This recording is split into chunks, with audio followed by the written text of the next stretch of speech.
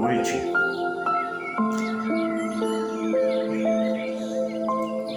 Quero agradecer a você por sua atenção, pela sua bondade em parar para nos ouvir. Quero agradecer também quando você se inscreve neste canal, a Sentinela da Noite, dá um joia e envia para mais alguém as mensagens que nós ministramos aqui. Muito obrigado, é de coração que agradeço. Nesta noite vamos falar sobre misericórdia. Você já ouviu demais esta palavra na sua vida e com certeza já ouviu muitos sermões e estudos e músicas que falam sobre misericórdia. Misericórdia é uma palavra que se encontra na Bíblia entre o singular e o plural mais ou menos 366 vezes. Só no Antigo Testamento ela aparece um total de 158 vezes. Apenas nos Salmos 136, que é chamado o Salmo da Grande Misericórdia, ou o Salmo de Todas as Misericórdias. Somente neste Salmo ela é falada 26 vezes. Imagine, um Salmo 136, somente neste Salmo, a palavra misericórdia é mencionada 26 vezes. Em algumas Bíblias, em outras 24, em outras até mesmo 27 vezes. Depende da versão que se lê. A palavra misericórdia, ela quer dizer muito, porque de cara, logo assim, quando ela nos é apresentada, nós a ligamos a Deus, nós a unimos a Deus. E como misericórdia é uma coisa realmente de Deus, de um dos seus atributos, é uma faceta de Deus, é um atributo dele, faz parte da sua personalidade, do seu caráter, da sua pessoa. Deus é misericórdia. Por sinal, ele diz isso lá no livro do Malaquias, né? Ele diz que porque eu, o Senhor, não mudo, vós, ó filhos de Israel, não sois consumidos. Então, misericórdia é uma coisa profunda. E ela quer dizer que nós existimos, nós estamos aqui e não sofremos muitas penas daquilo que fazemos de errado e ainda respiramos porque da misericórdia do Eterno. A misericórdia, quando é cantada no Salmo 136, ela revela que tudo que foi criado, tudo que foi feito, que foi gerado por Deus, foi gerado com base na misericórdia. Com base na misericórdia, pegando o timão da misericórdia, usando a sua misericórdia, o Senhor Deus criou o sol. Olha que incrível. O Senhor Deus criou a lua e as estrelas. A terra é uma obra de sua misericórdia. As galáxias, o universo, os astros, é obra de sua misericórdia. E quando os poderes dominantes do mal agem sobre o povo de Deus, quando o império da maldição, quando a malignidade, quando o império satânico, quando as correntes do inferno dão sobre o povo de Deus, É pela misericórdia que Deus faz seu povo sair ileso e triunfar sobre as hostes malignas. Isto é cantado no Salmo 136. Então, a misericórdia é a base, é o princípio, é o fundamento de tudo o que se vê, o que existe e de todas as coisas que não vemos. Mas uma coisa interessante, porque nós, como disse no início, ligamos misericórdia a Deus e esquecemos que nós devemos ser também misericordiosos.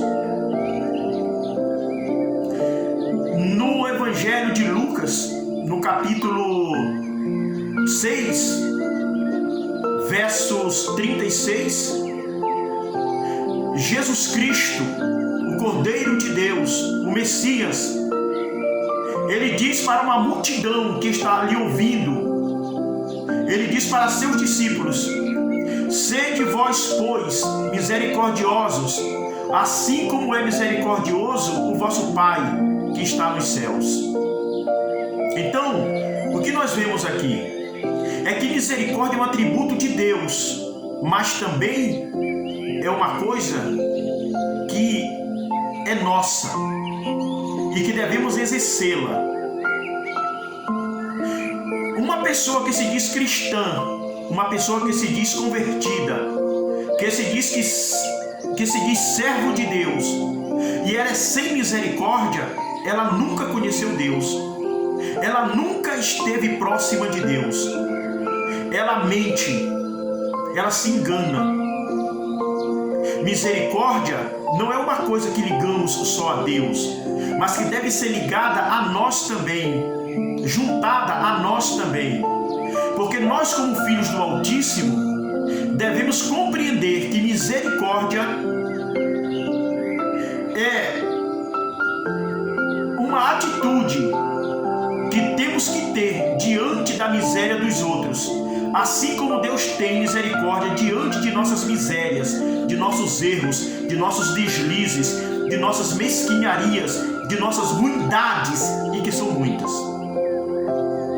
Aqui no dicionário eu estava vendo o significado desta palavra e diz assim: misericórdia é sentimento de dor e solidariedade com relação a alguém que sofre uma tragédia pessoal ou que caiu em desgraça.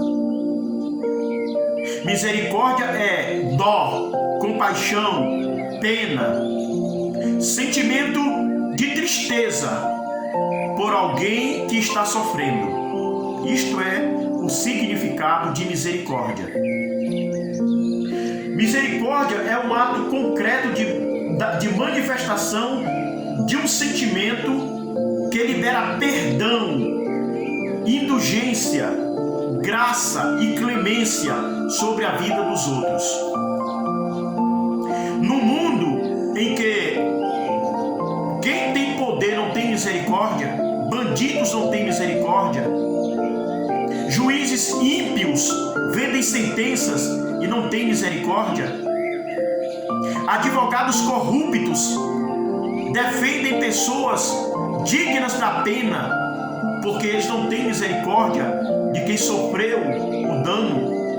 Num mundo assim, tão mau, tão maligno, tão voltado para a falta de misericórdia, você que está me ouvindo e eu somos chamados a exercer misericórdia, porque Cristo disse: sede misericordiosos, assim como o vosso Pai que está nos céus é misericordioso. Misericórdia é uma coisa complicada. Misericórdia é uma coisa difícil. Por quê? Ela é complexa. Porque quando olhamos para Deus e o vemos como um ser misericordioso, clemente, bondoso, amoroso, damos-nos ao lapso ou ao luxo de esquecer que este Deus é fogo consumidor. É um Deus que, ao culpado, como ele fala no livro de Naum, um dos seus profetas, ao culpado, ele não o tem por inocente. É um Deus que tem ciúmes. É um Deus que aquele que em erros sucessivos cai em suas mãos, sofre a pena, sofre a cobrança. Então a misericórdia, ela é eterna, ela é doce, ela é meiga, ela é santa, ela é clemente. Mas ao mesmo tempo a misericórdia, ela não deixa de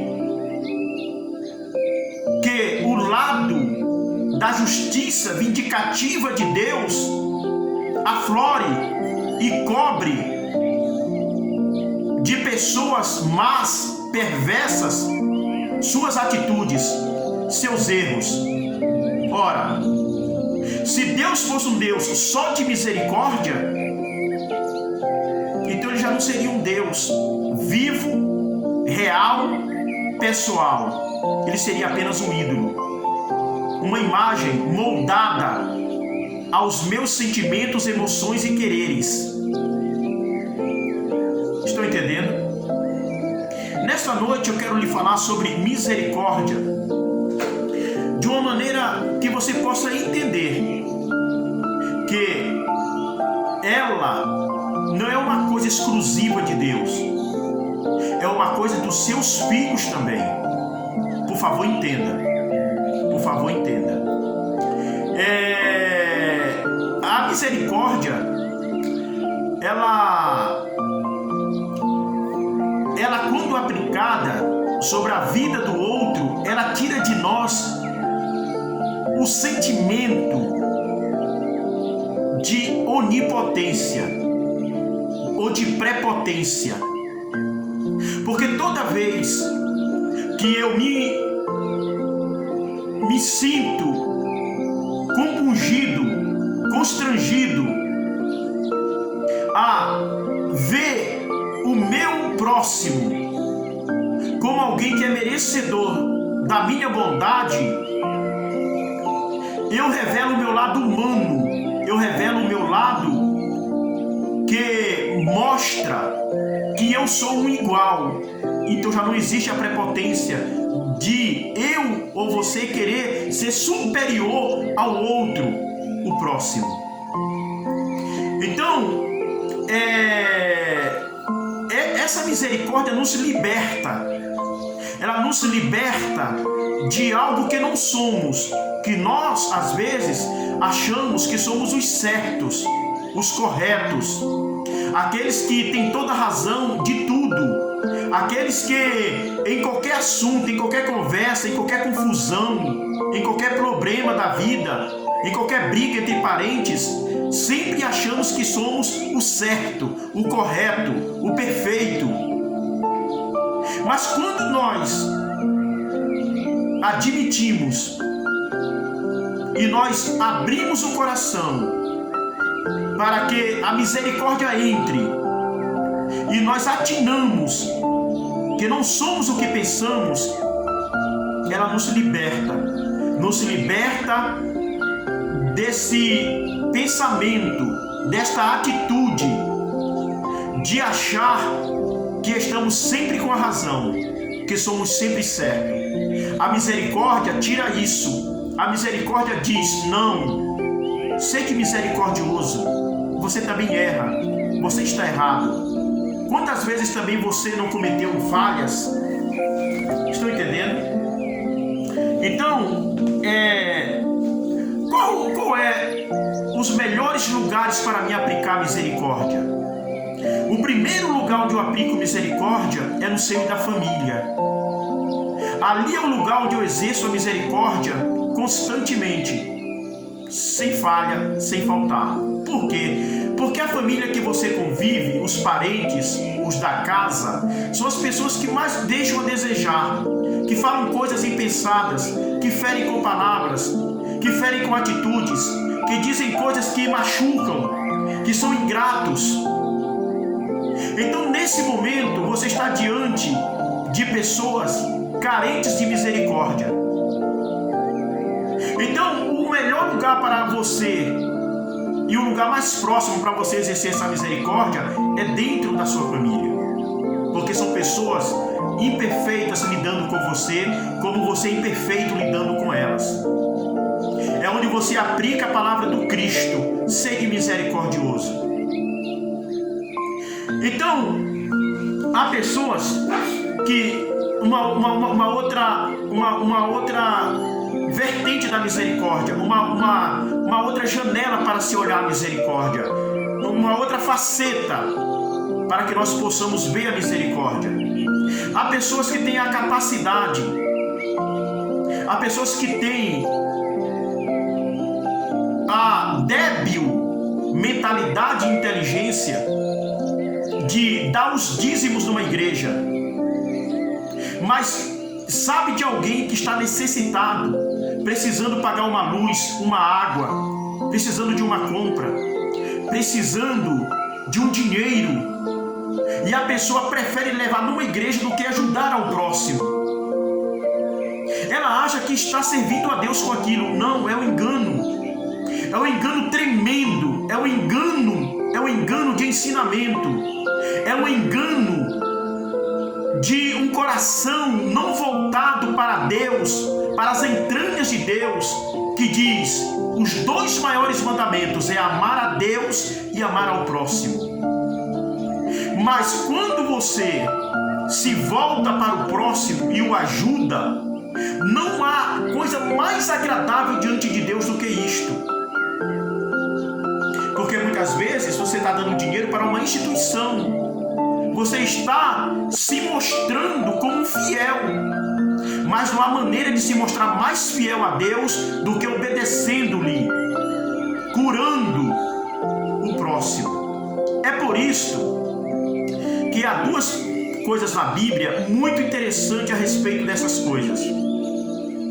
São ensinamentos profundos. O primeiro está na parábola do samaritano. Quando aquele samaritano, entre a vida e a morte, sofrendo, padecendo dores, na beira da estrada, passou um levita, viu e foi embora. Não parou para ajudá-lo. Em seguida passou um sacerdote, viu a condição precária daquele samaritano e também foi embora. Ambos passaram longe, passaram de largo e seguiram suas estradas. Ora, o levita tinha que cuidar do templo, tinha que varrer, limpar, zelar do templo, tinha que colocar a lenha lá perto do altar, encher as vasilhas de água, preparar o azeite.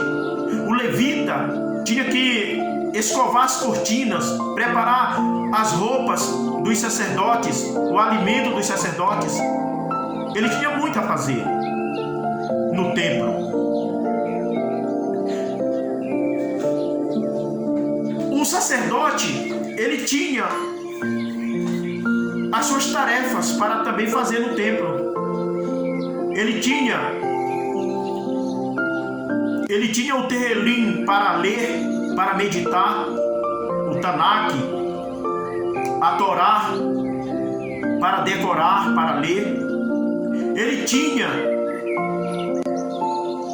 a sua missão no templo. Ele não poderia se atrasar, perder tempo com alguém que está sofrendo, padecendo, morrendo. E na sua cabeça e na cabeça do levita, mais importante era estar no templo servindo a Deus. E quando Cristo desdobra esta mensagem para nós, esta história para nós, esta analogia para nós, ele desdobra da seguinte forma: que nenhum dos dois estavam certos, que o certo estava o samaritano, que veio e encontrou aquele homem caído à beira da estrada e o ajudou. Então, eu falei que foi o samaritano que estava caído à beira da estrada? Não, foi um homem que estava caído que foi assaltado e espancado, e um samaritano o ajudou. Então, isso nos ensina muito, isso nos ensina que usar de misericórdia para com alguém é maior do que achar que está servindo a Deus no templo, lhe prestando um serviço sagrado, quando na verdade o serviço sagrado é estender a mão para o próximo. Então, você pode dizer, você é contra os dízimos? É contra... Eu estou falando da piedade cristã que comove as entranhas de Deus. Eu estou falando de uma coisa que leva a proximidade a Deus, assim ficar mais perto do Eterno, do que uma ação que sabe muito bem que tem pessoas necessitadas demais e prefere fazer outra coisa, quer levar o dinheiro para outro lugar, quando naquele momento outras pessoas estão sempre precisando mais. Isso está no coração de Deus, mais que outra coisa. Uma outra coisa que Cristo fala a respeito disto é quando ele vai ajuntar, no final dos tempos, ovelhas e bodes, ovelhas à direita e bodes à esquerda. E ele dirá para as ovelhas: vinde benditos de meu Pai. Isso está no Mateus capítulo 25. Possuí por herança o reino que vos está preparado desde a fundação do mundo. Porque eu tive fome e vós me deste o que comer. Estive nu e vocês me vestiram. Estive na prisão, estive enfermo e vocês foram me visitar. Estive com sede e mataram minha sede. Olha qual é a base de ser ovelha. Olha qual é a base. Olha como é que Cristo coloca para você e para mim quais são os fundamentos de se estar à direita. Quais são os princípios de se estar à sua direita, de ser ovelha? É praticar o bem. E ele diz assim: e vós me direis, como foi que nós te vimos nu e te vestimos, com fome te alimentamos, com sede e matamos tua sede, doente na prisão e fomos te ver? Quando foi isso que aconteceu?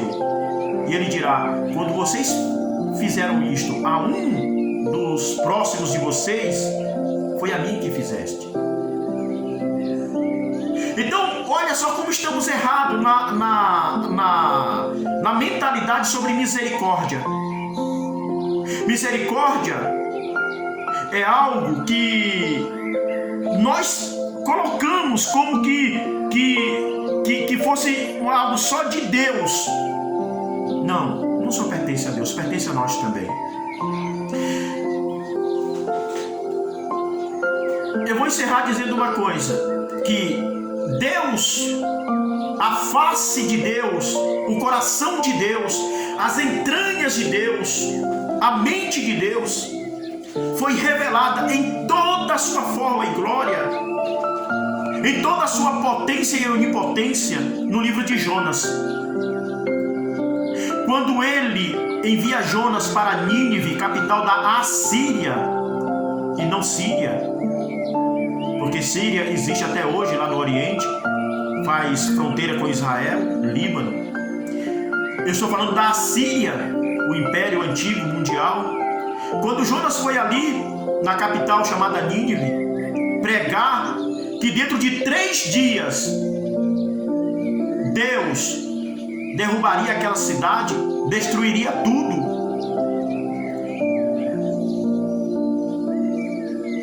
Ele pregou essa palavra e ele saiu e foi para um monte, um lugar alto, e ficou de lá vendo, esperando, torcendo talvez para ver o momento em que pedras de fogo caíssem do céu, raios, trovões, e destruísse tudo que estava ali naquela cidade. Só que aconteceu diferente. O povo ouviu a mensagem dele, creu, o rei creu, a população ouviu e deu crédito. E o que aconteceu? Se converteram, foram para o jejum, para a oração, pediram misericórdia, e Deus ouviu o povo, e Deus perdoou o povo, e Deus salvou o povo da destruição. E Jonas se aborreceu e disse: eu bem sabia, quando estava na minha terra, quando estava lá em Israel. Por isso que eu fugi. Jonas, diga-se de passagem, ele saiu de Jope, que é Israel, uma cidade beira-mar, da tribo de Dan, e ele pegou o navio na direção da Espanha, diferente da rota que ele teria que ir, que era para a Síria, para Nínive. E lá no meio do mar, o Senhor fez ele voltar. Aconteceram algumas coisas, todo mundo sabe o que aconteceu. Então ele disse: eu nem sabia que és Deus misericordioso, bondoso, que se compadece, que se arrepende do mal, e que se eu falasse para esse povo ele se arrependesse, tu voltaria atrás. Jonas era um nacionalista, Jonas era um patriota ferrenho, ele era um judeu puro sangue, ele era um hebreu nato, ele amava o seu povo, e ele torcia mesmo para que a Síria caísse. Mas Deus se arrependeu e não destruiu a Síria ou a Nínive. Bom, ali o Senhor Deus disse para ele: eu não terei misericórdia, Jonas, de quem se arrepende? Então, ele não responde, mas o que nós vemos ali naquela passagem é que Deus está pronto a derramar misericórdia, a derramar bondade, compaixão sobre todo aquele que confessa, que vai a Ele e que diz que é digno de morte e que Ele tenha misericórdia, e Ele terá misericórdia.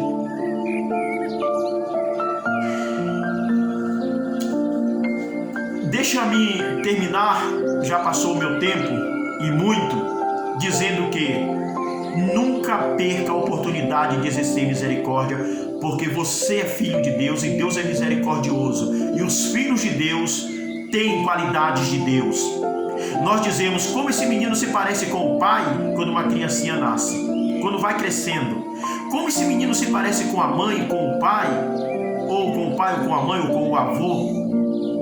E por que não dizemos como esse cristão se parece com Deus, como ele é parecido com o Eterno? Isso se dá quando você usa de misericórdia, quando você ajuda o próximo. Quantos de vocês estão com os guarda-roupas cheios de roupas que não usa, calçados pelo chão que não usa, embaixo da cama lotado de sapatos que não usa? E quantos precisam disso? Quantos precisam? Quantos de vocês estão com as despensas, as geladeiras, os armários cheios de alimentos e muitos estão puros sem nada? Tenham misericórdia, usem misericórdia. E se você não pode ajudar, por favor, bata os joelhos no chão. Eu vou repetir: bata os joelhos no chão, tenha misericórdia, clame, derrame seu coração sobre aqueles que não podem ter o que você tem. Eu vou dizer de novo: tenha misericórdia, bata os joelhos no chão, curve-se, dobre-se, clame por aqueles que não podem ter o que você tem, que não pode beber o que você bebe, que não pode comer o que você come, que não pode dormir como você dorme. Se você soubesse do que eu sei a respeito das misérias que tem no mundo, você choraria noite e dia, você viveria de cabeça curvada. Você sabe como é que vivem os acampamentos no Kurdistão, na Síria? Você sabe como é que vivem os acampamentos lá na Nigéria? Você sabe que na Coreia do Norte, eu sinto dizer isso, é uma coisa muito dura dizer, mas só para que você amoleça o seu coração, eu vou lhe dizer. Você sabia que na Coreia do Norte não tem ratos nem pássaros? Por quê? Não tem Azevedo. Porque eles não deixam viver, eles comem. Eles comem todos os pássaros, todos os ratos. Lá no norte, já na fronteira com a China, no norte do país, onde tem as dezenas de campos de concentração, de trabalhos forçados, ninguém encontra um pássaro ou um rato, ou um inseto. Inseto não tem. Inseto. Porque eles comem. Sabe o que é que eles comem? com batatas cozidas a carne de um prisioneiro que morreu ontem.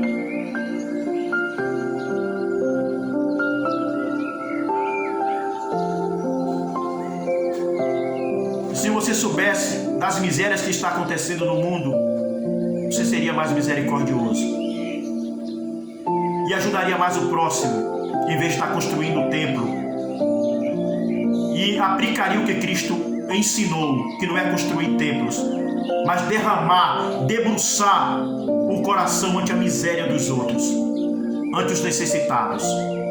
É por isso que Cristo era muito amigo dos necessitados, dos pecadores. É por isso que ele era muito amigo deles. Deus abençoe você. Use misericórdia. Amém.